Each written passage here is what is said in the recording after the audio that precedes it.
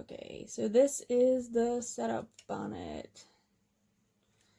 I don't know how much talking I'm gonna do in this. Or if it's even gonna be any good. Never done a video like this. This is my 64 stitch.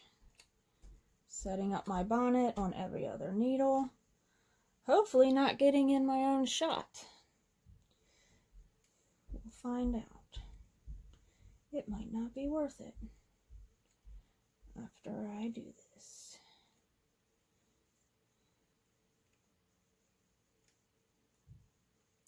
So I've set up and I went as far as I could, taking my scrap yarn.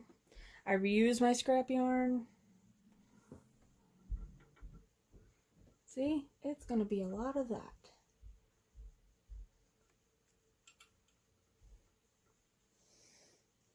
I have the slotted carrier. I highly suggest a slotted carrier. Got to put your weight on.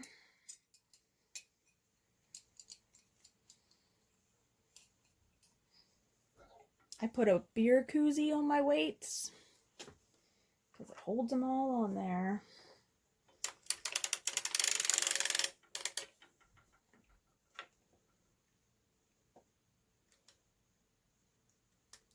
Hang the rest of your bonnet.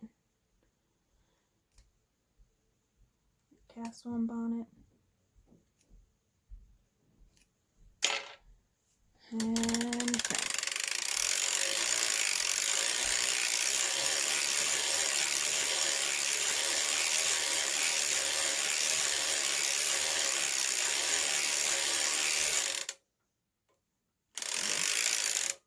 Bigger one, that's okay.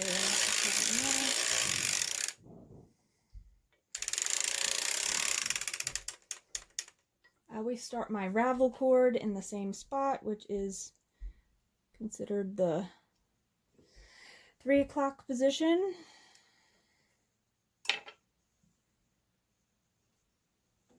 I use fishing line that I bought.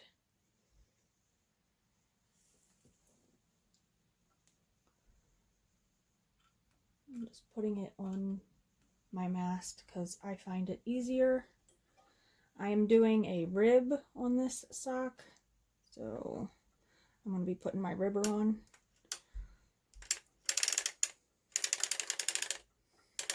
And since I am going to be doing that, cranking to there. I'm doing an E-wrap for my edge. So I start at the 3 o'clock needle and lift. And you do the E-wrap with your working yarn. So I'm gonna put that in my mast right now. So it's coming down into the machine. I bought a book by Kathy Roletter on different selvage edges.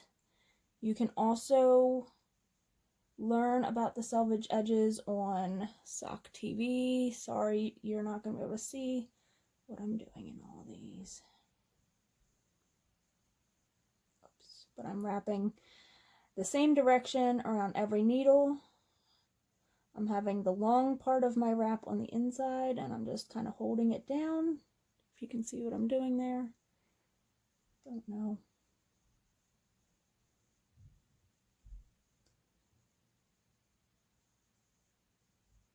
And you can wrap this way, or you can wrap the opposite direction. So it's really up to you which way you want to wrap.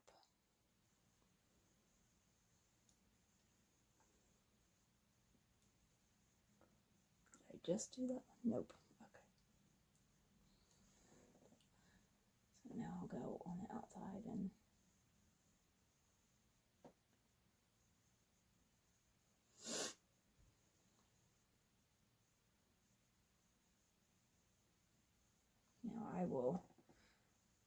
I'll fix that, but I'm going to take the rest of my ravel cord. Those are out of play.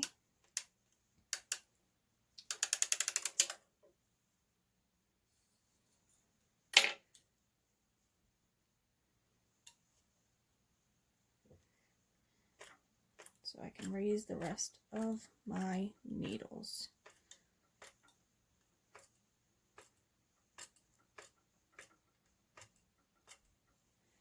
Let's fix this. I'm going to go all the way around to where I started, and then I'll put the yarn into the yarn carrier. I had music playing, but if I end up putting this on YouTube or Instagram, it might flag me, so it's awfully quiet.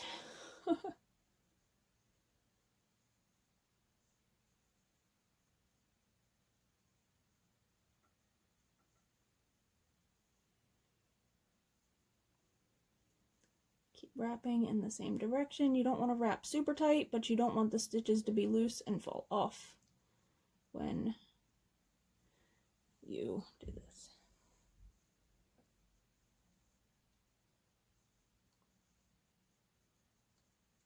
I'm just kind of holding it in place with my other hand, because that's just what's comfortable for me.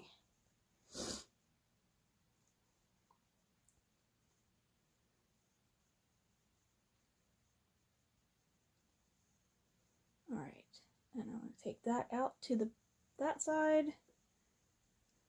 and move my yarn carrier around, thread my yarn carrier.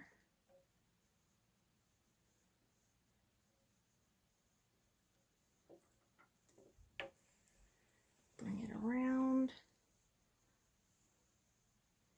Now, you want to put your working needles back down, making sure your latches are still open, and you don't have to push these all the way down. They can stay up some. And you'll get to know pushing down too far or not far enough. But you definitely want to make sure all your latches are open. I can only push down so far over here because I need to make my yarn go around. So it's going to work those first couple stitches.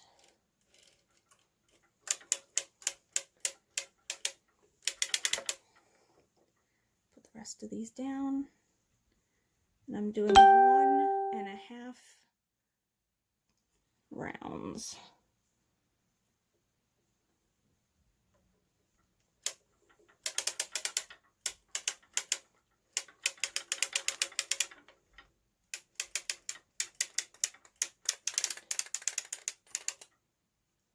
And I'm going to stop at 6 o'clock to put my ribbon on. Oh boy.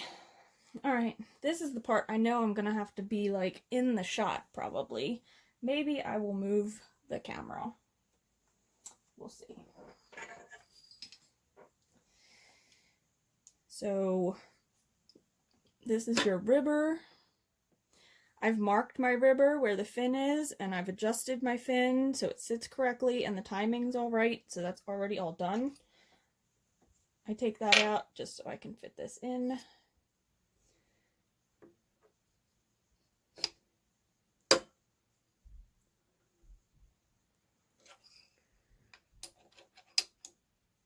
And I'm going to start my needles over on that side.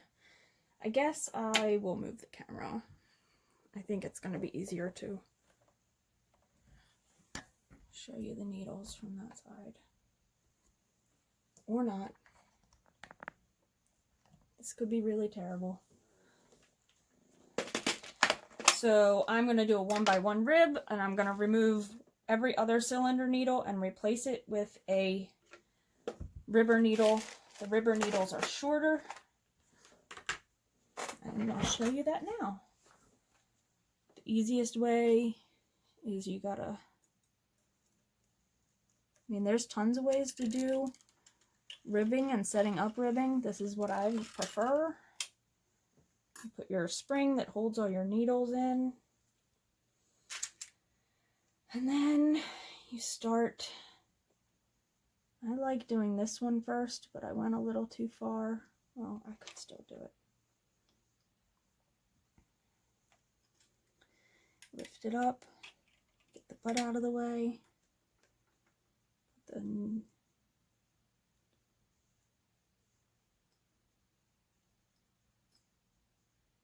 and you're going to go all the way around. I'm going to set this back so I don't forget.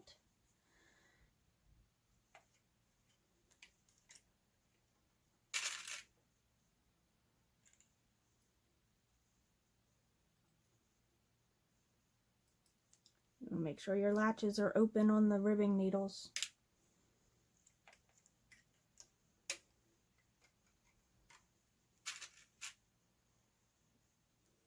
There's way better videos than this one. And Sock TV. I love Sock TV. I need to renew my subscription. It just ended.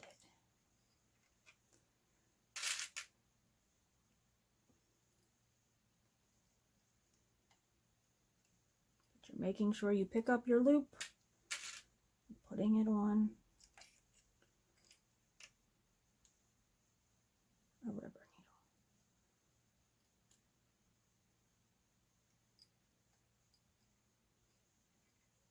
Your hands get a little greasy because you have to oil this like a machine.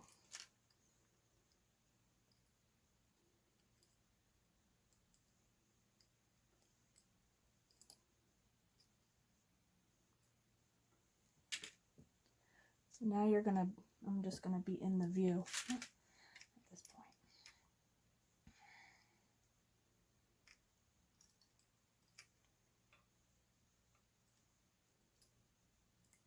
This is like so time consuming just to do a little bit of ribbing. I'm not gonna lie. I feel like this takes me longer than cranking the rest of the sock. And I'm nervous doing it on video.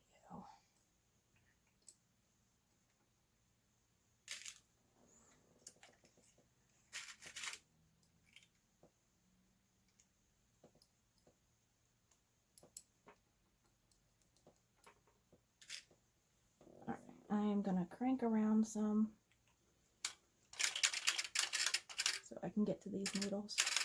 You don't want to go any further than this, wherever this is, because you need to access these ribber needles. So you can't go further because then you can't put your ribber needles in. My ribber needles are starting to come out. That's good. And I'm going to continue to do every other one.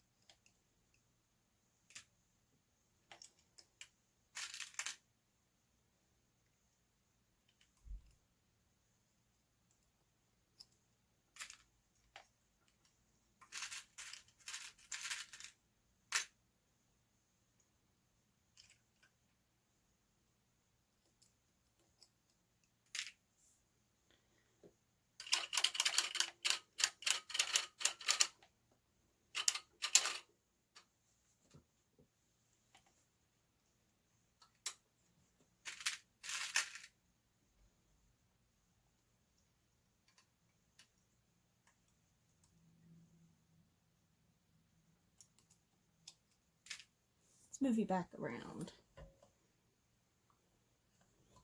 I think that's about where you probably were. Close to it.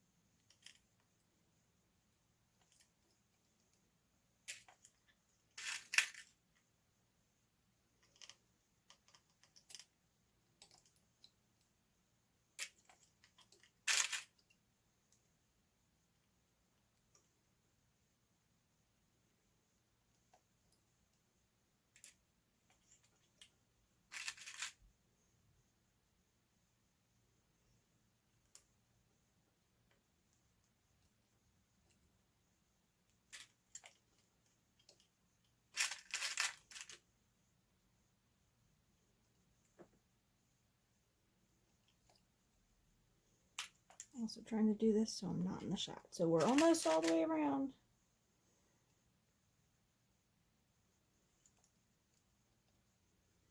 We're going to crank it around a little though. Ready?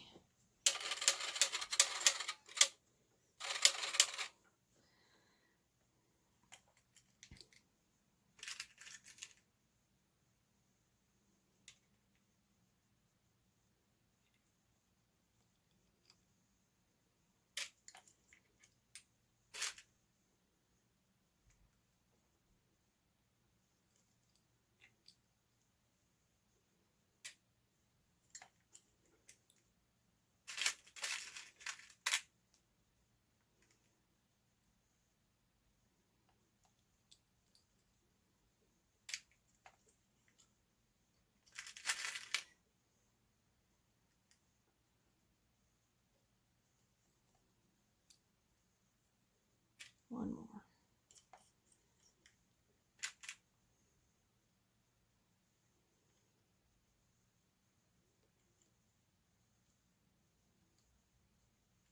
All right.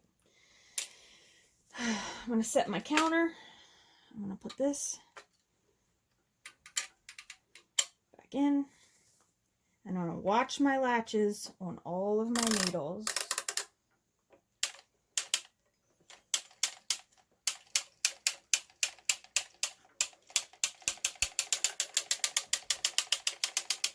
And do 20 rows.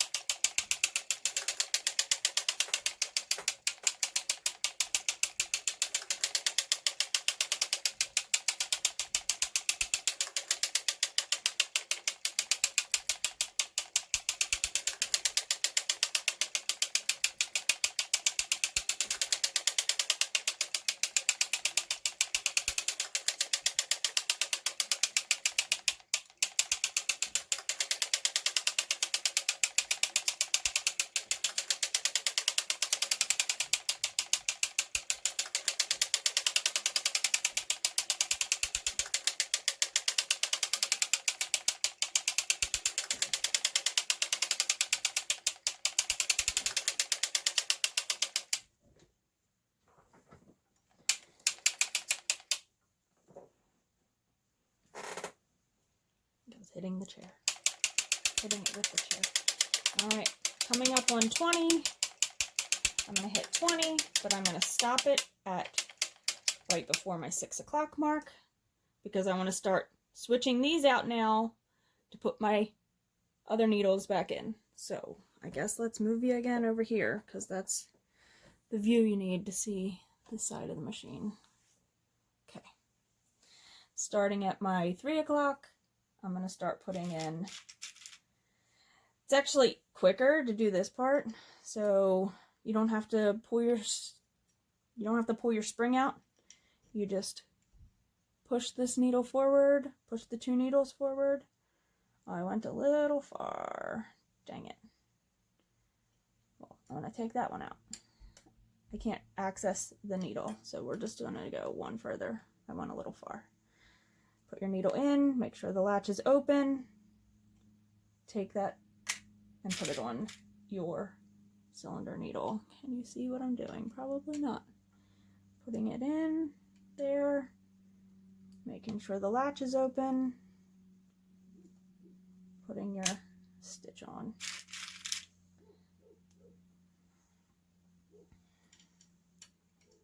When we come around, I'll make sure you can see it good again.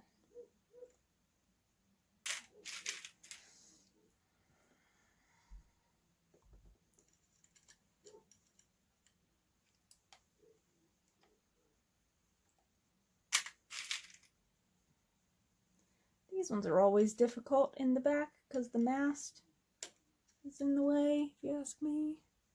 But you can't do anything about that. It's got to be there. making sure your latches are open. It's always important, because if your latch is not open, you will drop a stitch.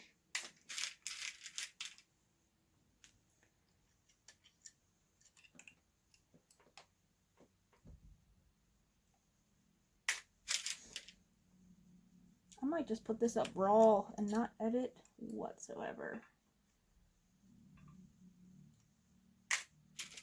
Although it's a very long video, 20 minutes, and I'm just done 20 rows of ribbing. That's it.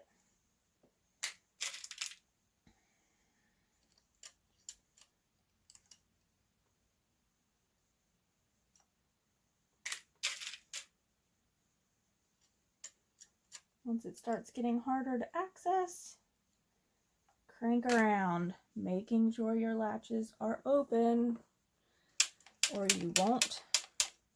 You want to stop before you get to these needle butts, because then you can't access them. So,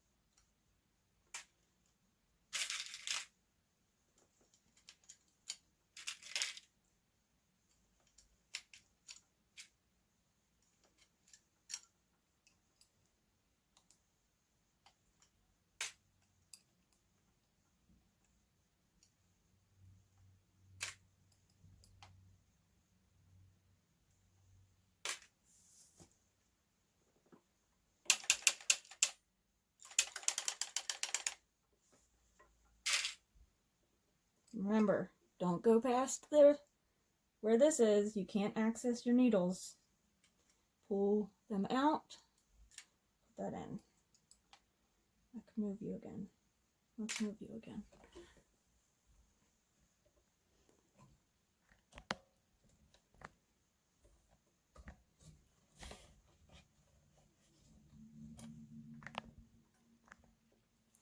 Is that good? That looks okay. All right. Lefty.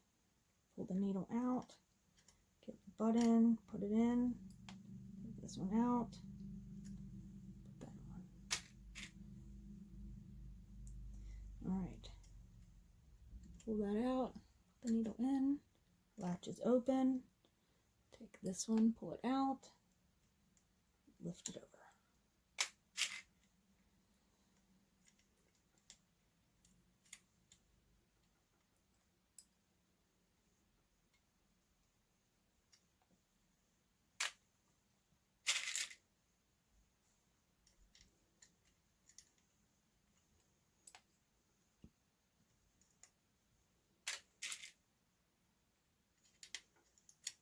Probably going slower than I would be if I wasn't recording. Is this a good angle? Pull that needle out. You can see how it pulls the spring out. Put the needle in, latch open, pull that out, up and over. Pull it out.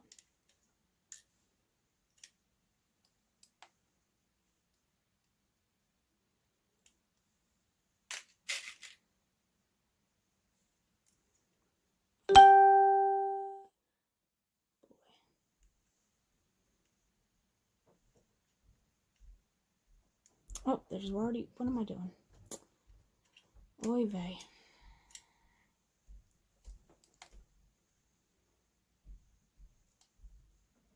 If you drop one of these suckers, it's not like an easy repair either. I mean, it's not a terrible repair, but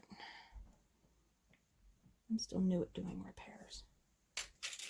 Greasy hands. I just wipe them. I usually have a rag. I didn't bring a rag.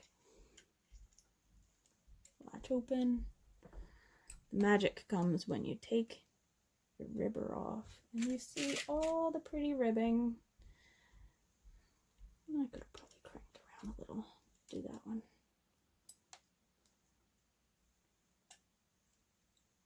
Oops, see that?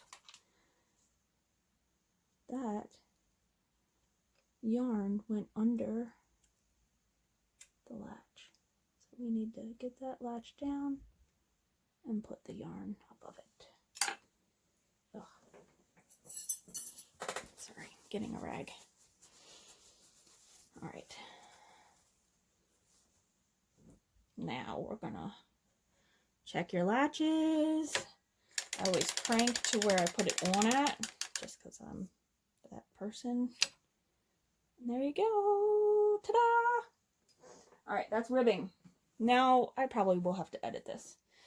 I'm making an 8-inch leg, and I'm gonna, oh gosh, crank a bunch. So you guys have seen the cranking before.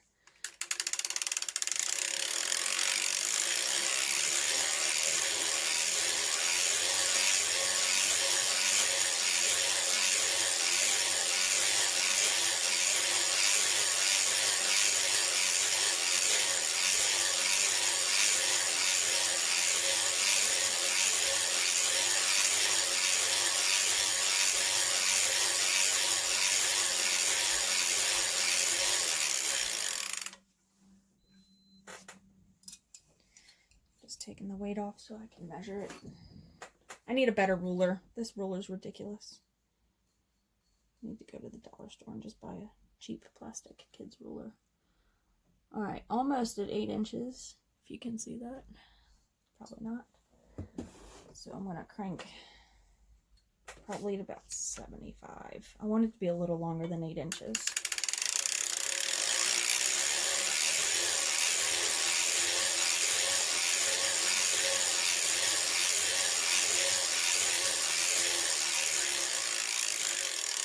Alright, 75 rows. You gotta keep track of this because you want to make sure you do the second sock the same amount. Alright, so I'm a little past 9, but I'm doing the short, because it's a short row heel. Heel, if you can see my, well, yeah, I'm just doing 75. Alright, this is where you start doing your short row heel. And I'm going to mark down that I did 75 rows for the leg. Use this tool and you lift up all your needles in, well, depends. If you're doing a regular short row heel where it's half and half, everything behind the marked needles on the cylinder. I like a heel. I can find the video. There's a bunch of different ways to do heels. This is the way I do mine. I lift all the back ones, but then I push down one on each side. Because you have to stop in the front. You crank to the back. You put your heel spring on, which you guys can't see, but you put the heel spring on to give it tension, or else you're going to lose stitches, because you need tension on the yarn. Lift to. On the working yarn side, wherever the yarn is working from. I've seen heels where you do it on the opposite side. It's all preference on how you want to do your short rows. So I lifted 2 and I crank around to the back side. Lift 2, crank. Lift 1, crank. Lift 1, crank. Now, my stitches are starting to ride up and not pull down, so I'm going to put my heel weights on. And I do that before I lift any stitches, needles, because I'll forget what I'm doing if I don't. So, these are 1 pound heel weights. Oh goodness, and I'm pulling my yarn. Okay. And you put 1 in the front at 6 o'clock. And then you don't want it hanging below the unworking needles. You want it hanging under the needles that are in work. So, and not super high because it won't pull down the yarn. There's so many videos on this, and I highly encourage you to watch those if you're getting a machine. So we go back to lift 1 and crank. If you see the yarn moving up again, you want to move your weights because you didn't do it right, or you've cranked to where you need to move your weights because it's not pulling down in the right spot anymore.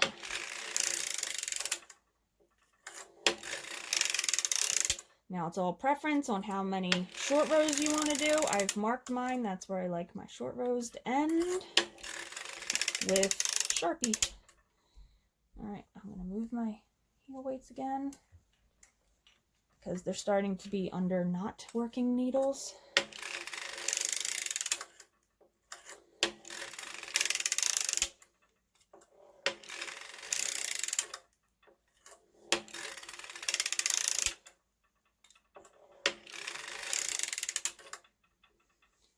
Move them again.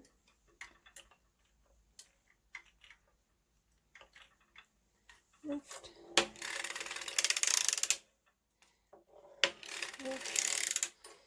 All right, I'm almost at my target needle. That's what they call the target needle. Lift. Move my weights again because I feel like my yarn's riding up. Here's my target needle. This heel, this is what I do. There's tons of different ways.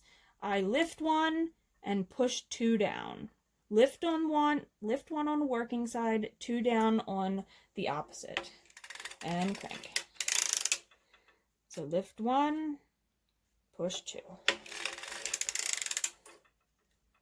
Lift 1, push 2. Lift 1, push 2. See how the yarn is not sitting down in the bed? You might not be able to tell. It needs to be sitting down. So you need to adjust. Okay. Now go back to lift 1 and push 2. Lift 1, push 2. Lift 1. See how it's not quite sitting down? I push it with my finger now. But I am going to move my weight now. Okay. Lift 1, push 2. Lift 1, push 2. Lift 1, push 2. Lift 1, push 2. Lift 1, push 2. Until you get back to your corner marks. See, it's raising again. Move my weights a little. Some people get their weights so perfect they only move them like 1 time. I have not found the sweet spot. Some people also have different hooks. They have what's called a V hook. So you might want to look into those if you want to use a V hook. And I'm almost back at my target. Now, if you wanted to do a deeper heel, you're going to work more needles. You would have only lifted so many evenly in the back than the front. Lift 1, push 2. I'm at my target needle. I'm lifting 1. I'm pushing 2. Crank around. Now I'll be going back in a full circle. I'm going to lift 1 like I would. I'm going to push the 2 down, but I'm only going to go halfway to 6 o'clock because now you want to push all your needles back into working position, making sure you don't squash them down and making sure your latches are all open because sometimes when you lift them up, they can close. Now I go around to about here and then I remove the tension because if not, you'll have a weird tension row on the front of your sock. And I like to do 1 good row around and then you would start recounting. For this sock, this order that I'm doing, I'm cranking 50% of I'm just splitting this in two. I'm going to crank until I have 50% left on the bobbin or the cone, and then put waste yarn on, and the person is going to insert their own toe. So each sock is going to have like a regular leg, a heel, and then this really long foot. But that was the order on Etsy that I've listed. I feel like it's easier for people to measure their own foot than me doing it, although I have successfully cranked socks for people that fit that just told me a foot measurement. So at this point, I know I need to crank until I have 74 grams left because my cone weighs 24. So I'm going to turn my thing on. I'm going to put that down on it, and I'm going to watch until I have 74.5 grams remaining.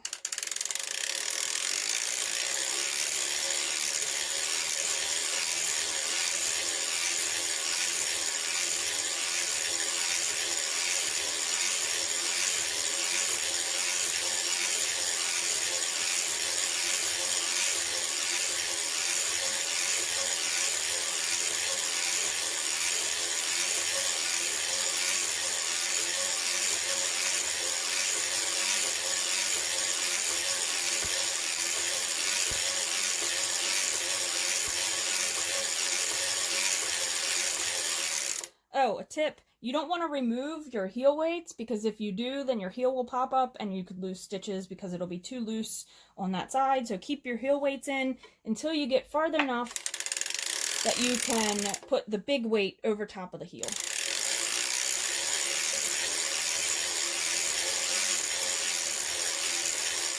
Which I am far enough, so I'm going to remove my weights.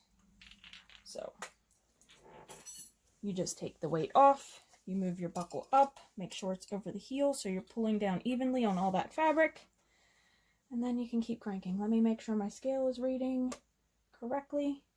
Yep.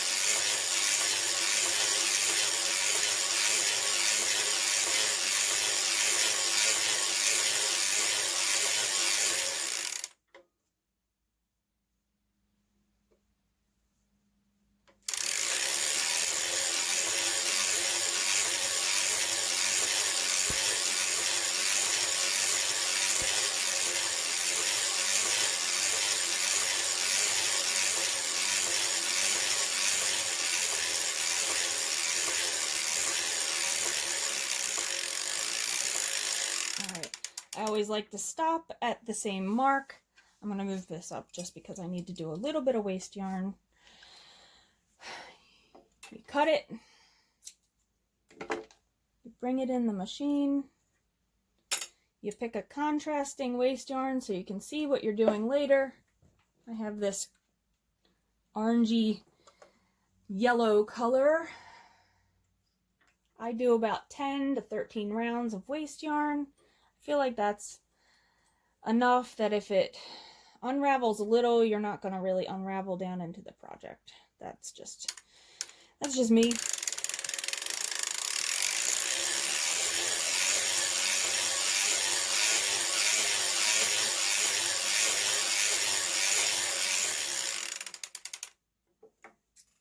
Cut your waste yarn, bring it in. Hold your project, and boom. All right. You can take your buckle off. You can hang your weight up. I'm dropping everything. I'll take this out so you guys can see. Let me just move this back so you guys can see what I'm doing here. There's my waste yarn. There's my bonnet, my waste yarn. You can see my ravel cord is in there, my ribbing, leg, heel, and then the person is gonna make their own foot length from that. But you get These picks are amazing and I use mine all the time. So this is where the two ends are on that side, so I always go to the back side, pick up a loop, kind of pull it out a little.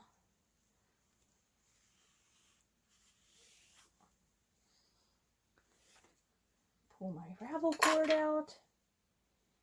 And you might have a stitch or two in there.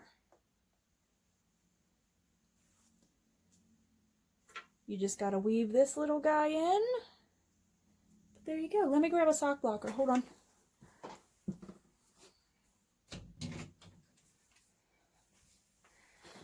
These are my large size, which it doesn't matter because the foot isn't technically. There you go. Ribbing, leg, heel, and the foot. And like I said, there's half of the yarn is left here, so I'll crank the same thing and I'll have the same amount. There you go. Whoop whoop. It's pretty cool. This colorway is, I believe the customer told me it is Stranded by Amy Florence, Stranded Dye Works, and this is the Kingfisher colorway. So, also, if you're getting a machine, I highly suggest a rug underneath of it, because you will have oil dripping, you could have a weight drop, and if you drop it on hardwood floors, you could definitely have a nice dent in your floor. So get a rug. Dollar store. I mean, I got mine. Mine's just fancy because it's the Halloween cat, but I had a dollar store rug under there for a long time. There we go. All right, 43 minutes, y'all. I'm just probably going to post this raw footage. And yeah, so if I would have been doing the toe, you saw how quick it was for the heel. I would have done the toe and then I would have Kitchenered it closed. I would have had a sock in about 45 minutes. Not including the Kitchenering, but cranked. So, and that was with me being nervous and talking to you guys. So I can almost do a, let's see, that's the E-wrap edge that I like. I can do a pair with ribbing on it now in about an hour and 10 minutes. So, yeah, there we go. All right. Good night, y'all. Well, it's nighttime. It's not really going to be good night for everybody. All right, bye.